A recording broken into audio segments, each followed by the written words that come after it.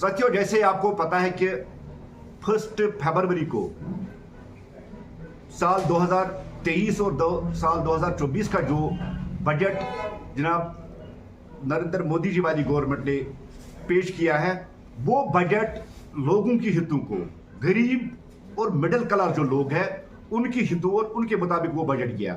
और सबसे बड़ी बात है कि ये अमृतकाल का पहला बजट है और इस बजट में जहां गरीबों, कमजोरों और मिडिल क्लास लोगों का हित का ख्याल रखा गया, वहां साथ साथ जो हमारे हार्टिकल्चर सेक्टर है या एग्रीकल्चर सेक्टर है या हमारा किचन है, जिस किचन में हमारी जो चीजें हमें काम को आती है, उन सब चीजों को मद्देनजर रखकर एक मिसाली बजट बनाया गया है। शोपियान डिस्ट्रिक्ट, या तो यहाँ ज्यादातर जो लोग वो हार्टिकल्चर के साथ रहते हैं और हार्टिकल्चर का खास ध्यान देते हुए एक दीरेना डिमांड थी कि जो केवाईसी लोन है, जिस तरह से फार्मर्स को लोन मिलता है, उस लोन को 1 साल तक छूट दे दी गई और 1 साल तक उनको रिलीफ दे दिया गया। ये एक बहुत बड़ी बात है। और दूसरी बात, जो पीएम आवास योजना के तहत जो मकान दिए जाते थे, डिमांड बहुत ज्यादा हुआ करती थी उसकी, लेकिन फंड्स उतना ज्यादा नहीं आता था। लेकिन आज पहली बार 66% जो फंड्स उसमें ज्यादा वागुजार किए गए हैं, ताकि मोदी जी का जो नारा है कि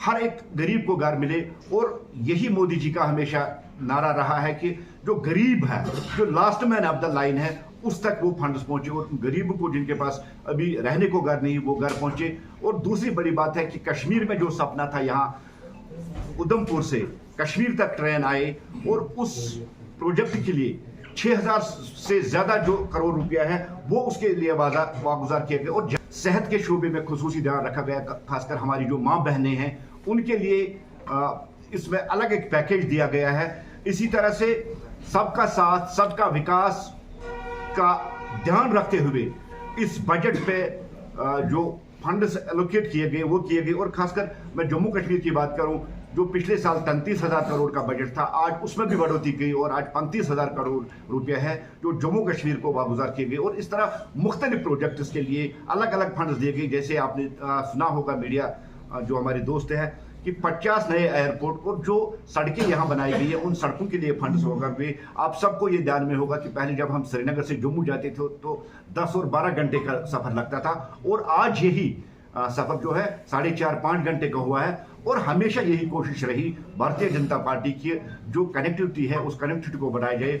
साथियों, मेरा कहना है, किसान हो, गरीब हो, मजदूर हो, कोई भी सेक्शन हो, उसकी सेक्शनों का, उस सेक्शन या किसी भी सेगमेंट के लोग हैं, उनका खास ख्याल रखा गया है। माइनॉरिटीज का इसका खास ख्याल रखा गया। और इस बजट को हम कह सकते हैं कि एक मिसाली बजट है। तो देखिए, अभी तक गवर्नमेंट के पास ऐसा कोई प्लान है, और हमने भी बार बार जो गवर्नमेंट है उनकी नोटिस में लाया था, क्योंकि आपको याद होगा कि कोरोना काल में भी जो यहाँ बहुत ज्यादा नुकसान हुआ, खासकर इस बार जो इस साल जो मेवा बागात का बहुत ज्यादा नुकसान हुआ, और मंडियों में हमारा जो मेवा है बहुत लो कीमत में, हमने भी उनकी नोटिस में लाया। शायद इन्हीं हितों को ध्यान रखते हुए 1 साल तक उनकी छूट दी गई। लेकिन जो आपने सवाल उठाया है कि केसीसी लोन माफ किया जाए, हम गवर्नमेंट के टच में, और हम यही कोशिश कर रहे हैं कि जो गरीब किसान है, जिनके पास छोटी छोटी जमीन है, जिन्होंने इस लोन को अवेल किया है, उनको वो माफ। बिल्कुल क्लियर का डायरेक्शन है कि गरीब के साथ छेड़ा नहीं जाएगा। और जो बड़े बड़े शार्क्स है या मगरमच्छ है या सियासी वो लोग हैं जिन्होंने अपने असर रसूख का इस्तेमाल करके, या कहीं गन का इस्तेमाल करता है, या हुर्रियत के जैसे लोग हैं जिन्होंने इस जमीन को हड़प किया, जमीन पर, उनको किसी भी हालत में बख्शा जाएगा। और आज मैं आपकी वसादत से ये बात आपके लोगों को पहुंचाना चाहता हूं, और मैं डीसी साहब जो शोपियान के, उनका भी शुक्रिया अदा करना चाहता हूं, क्योंकि उन्होंने एक प्रोपोर जो इनिशिएटिव यहां से लिया। परसों जो दुकानें पहले सील की थी, उनको थोड़ी सी रेंट उन्होंने अब रेंट के पर वो दुकानें भी खोल दी थी, और उसने भी यही पूरी इंश्योरेंस दी है कि हम गरीबों के साथ छेड़ेंगे, चाहे वो रामनगरी हो, चाहे वो जैनपुरा का इलाका हो, चाहे वो शोपियान का इलाका हो। जो गरीब लोग हैं, गरीबों के साथ कहीं छेड़ा नहीं। और जहां तक महबूबा मुफ्ती का इल्जाम है, देखिए, अपोजिशन पार्टी है जिन्होंने 70 साल तक यहाँ हुकूमत की, या जो पिछले 32 साल थे, जिन 32 सालों में इस जमीन को इन दलालों ने बांट लिया है अपने दोस्तों में, रिश्तेदारों में, उनमें सबसे बड़े जो नाम आते हैं वो पॉलिटिकल बाबूज है। और जो बाबा का ये बुलडोजर है, ये बाबा का बुलडोजर है, ये बाबा का बुलडोजर ना रुकेगा, ना थकेगा, ना झुकेगा। ये उन पॉलिटिकल बाबुओं पे जरूर चलेगा जिन पॉलिटिकल बाबू ने कश्मीर की वो जमीन हथियाई, जिस कश्मीर की जमीन पे हॉस्पिटल बनना चाहिए, उस कश्मीर की जमीन पे जहां प्ले फील्ड बनना चाहिए, जहां कोई बिजनेस यूनिट बनना चाहिए, किसी भी सूरत में बड़े लोगों को बख्शा नहीं जाएगा। लेकिन एक क्लियर कट हम ये बात करेंगे, जिनके पास 5 मरला हो, 10 मरला हो, 15 मरला हो, उनको किसी भी सूरत में छेड़ा नहीं जाएगा। ये एलजी साहब ने एक नहीं 3 बार कहे। और जहां तक महबूबा मुफ्ती की बात है, देखिए महबूबा मुफ्ती जी हमेशा जी उन्होंने भारतीय जनता पार्टी के खिलाफ बोला है, देश के खिलाफ बोला। और मैं महबूबा जी से ये कहना चाहता हूं, महबूब जी, कश्मीर अफगानिस्तान नहीं है।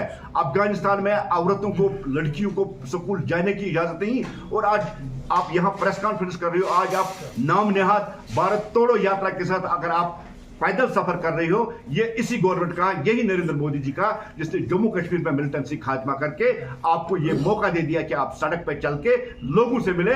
आपको नरेंद्र मोदी जी वाली गवर्नमेंट का शुक्रिया अदा करना चाहिए। और सबसे बड़ी बात, 5 अगस्त 2019 के बाद जो जम्मू कश्मीर में लॉ एंड ऑर्डर की बालादस्ती हुई है, उस लॉ एंड ऑर्डर जो बालादस्ती है, मुझे लगता है जो जमीन ग्रेबर्स है, जो ये पॉलिटिकल दलाल्स है, जो नाजायज फायदा हड़ताल का उठाते और जमीन को आपस में बांटते थे, वो परेशान है। उसमें चाहे जो पॉलिटिकल पार्टीज, पीडीपी हो, एनसी हो, या जितने भी रीजनल पार्टीज हैं, वो हमेशा उन्होंने यही चाहा कि वो इसलिए वो हड़ताली सियासत का यहाँ सपोर्ट करे ताकि उस आड़ में वो जम्मू कश्मीर की जमीन उसको हड़पे। लेकिन किसी भी सूरत में हम ये चीज बता देंगे, आज जम्मू कश्मीर मिलिटेंसी फ्री है। सबसे निचली तादाद में आज मिलिटेंसी है। हम मिलिटेंसी का आड़ या किसी हड़ताली आड़ का सहारा लेने वालों को किसी भी हालत में ये डील नहीं देगी कि वो सरकारी जमीन पे कर। भारतीय जनता पार्टी के स्टेट प्रेसिडेंट जनाब रविंदर रैना, हमारे स्टेट जनरल सेक्रेटरी और कश्मीर उमूरात के इंचार्ज जनाब सुनील शर्मा साहब, और भारतीय जनता पार्टी का एक डेलीगेशन जिसमें हमारे 2 डिप्टी सीएम थे, डॉक्टर निर्मला सिंह जी थे, कविंदर गुप्ते,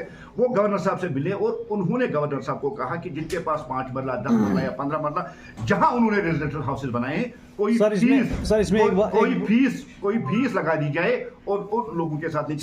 लेकिन हम उम्मीद रखते हैं, यकीन है हमें, आने वाले कुछ दिनों में एक ऑर्डर आ जाएगा जिसमें ये होगा कि जो छोटे छोटे जमींदार हैं उनको सर एक बात जानना चाहते हैं।